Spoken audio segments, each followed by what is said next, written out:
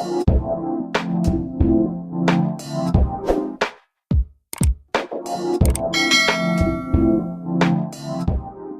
everyone, this is DMovieman, fellow cinephile, popcorn addict, and emerging film critic, coming to you with reliable recaps, reviews, and reactions. And today, I'm coming to you all with yet another review, this time for Kill, written and directed by Nikhil Nagesh Bhat, and starring Lakshya, Raghav, Juyal, and Tanya, Maniktala. Story-wise, this is pretty straightforward. There's a man, there's a woman, there are bad guys and innocent passengers, fights, revenge, plenty of blood, and gore. So, starting with the pros. Where do I even begin? Let me just start by saying that foreign cinema is and always will be the GOAT. I understand that I am American. I appreciate plenty of directors, plenty of films that I have seen, having lived here for the majority of my life, but still, there's just something about the experience of a foreign film that is just so unique, so distinctive, and so transportive in ways that a lot of other films, at least American films, and I'm not saying it's all of them, but it's just something about the foreign film experience that always just hits a little bit harder for me. And this film is absolutely no different. What I would say I appreciated the most about this film is that, yes, there is brutality. There is blood, there are kills, and they are gnarly, they are bold, they are, ooh, oh, hey, ooh, like, it gets you.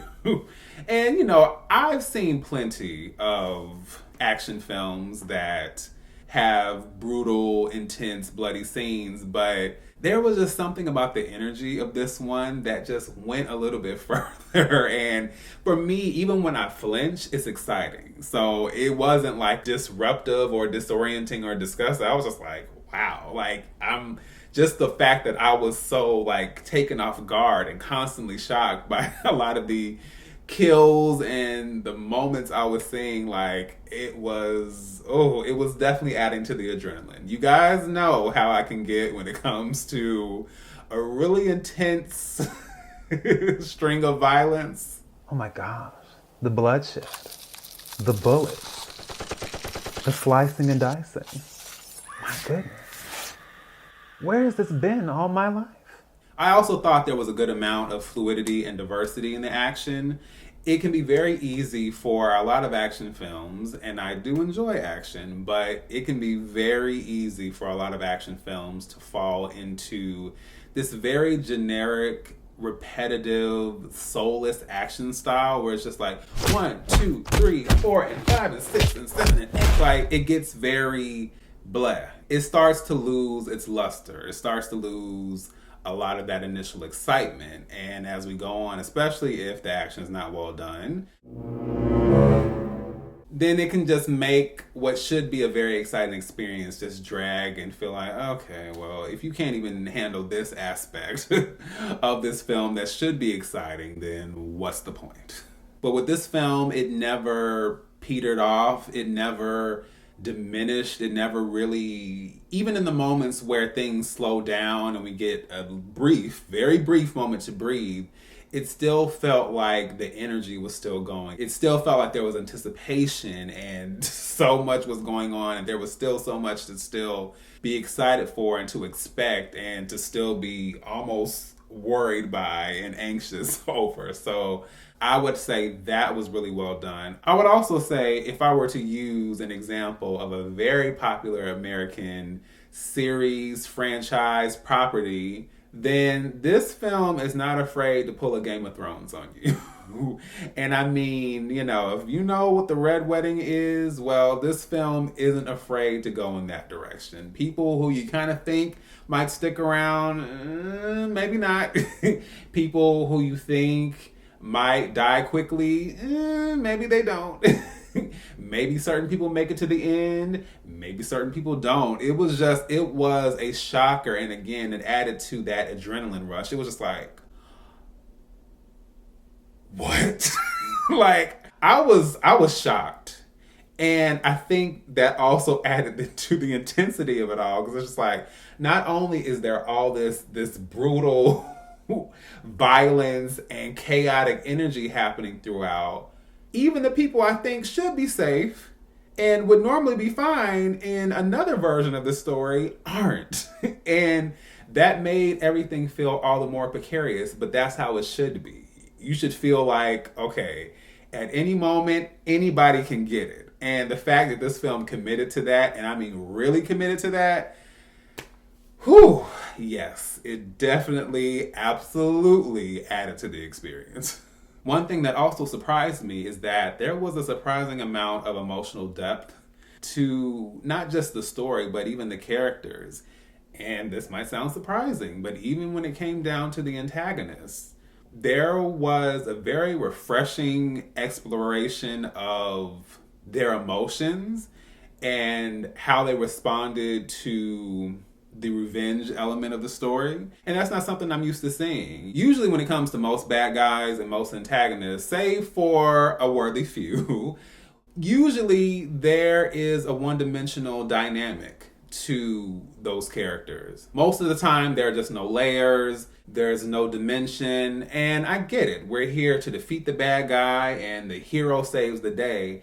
But sometimes within the bad guy, you can have something that helps you understand them or identify with them, even if you don't agree with their actions. And I think a lot of us, or at least me, I know, that is always something that I find draws my attention and stands out to me. So I like the fact that this film was willing to showcase these antagonists with layers. And yes, they did terrible things, but then their response upon realizing the consequences of their actions was like, oh, okay, I'm not used to seeing this. So I said again, like, this is just something I'm not used to. It's kind of the same thing with RRR, which was, man, one of my favorites of that year. But even how that approached the concept of brotherhood and male friendship. And it's like, this is not something I'm necessarily used to seeing in this way, with this specific depiction. So I love the fact that with this continued foray into Indian cinema, I get a chance to see just some different takes or some different dynamics when it comes to characters and storytelling and development. And that was something I also didn't see coming, but I truly, truly appreciated. Lastly, let me say that Lakshya, who is our lead actor, not only is his performance like beyond, and that's all I'm going to say, like, it is beyond anything I might have expected. And I just mean with regards to the fury, the ferocity, the volatile, brutal, intense energy, and the emotions. Like, there was a point where I just looking at his face, I was just like, gosh, I understood. Absolutely. But I was just like, even for a second, just watching, I could just feel the intensity. I was just like, oh, y'all better run for cover. It's over. So with that being said, I was so shocked when I was watching the credits and it said introducing Lakshya. I was like, are you kidding me? I mean, this performance, and of course, you know, I am not an Indian citizen, so I can't speak for the films and who's known over there and who isn't, but you could not have told me this man was already not a star. And I hope he just continues to blow up from here, because I was so shocked. I'm like, not this being your first film. That blew my mind. So it really speaks to the power of his performance, that I was not expecting this to be his debut performance, but what a performance it was. And moving over to the cons, the only real con I would say is simply that the way that the film is structured, it's almost split between one half of the film and the other. And it lulls you into a false sense of security. And I think in that first half, I won't say that it's spinning its wheels, but it takes one specific approach to how it chooses to tell the story, to do the action sequences this way, to edit the film this way, to have the aesthetics this way. And it's fine, but I think you would almost be surprised to know what comes after it, because it's still fun, it's still entertaining, but it stays in one particular place and then it ramps up after you see a certain something at maybe like the 45-minute mark. And as a result of that, I think it makes the latter half of the film feel longer than it actually is, at least for me. And it's not to say that I wasn't completely engulfed, completely into what I was watching, but because of the way that things were structured in the beginning, it kind of felt like, man, we've been on this journey for a minute. So it did feel like it was longer than it actually was for me. I also think some of the choices made in that earlier part of the film also are a little bit tonally off. So you get where they're going, but it feels a little bit silly or not 100% emotionally connected the way that it's meant to. But again, not taking away from the actual impact of the action and so many things that this film does right. So I'm going to give Kill an A-. I tell you, this film was an absolute thrill ride, and I am so happy to have yet another example of why foreign cinema is the best, and also why my experiences with Indian cinema have continued to give me everything. Okay?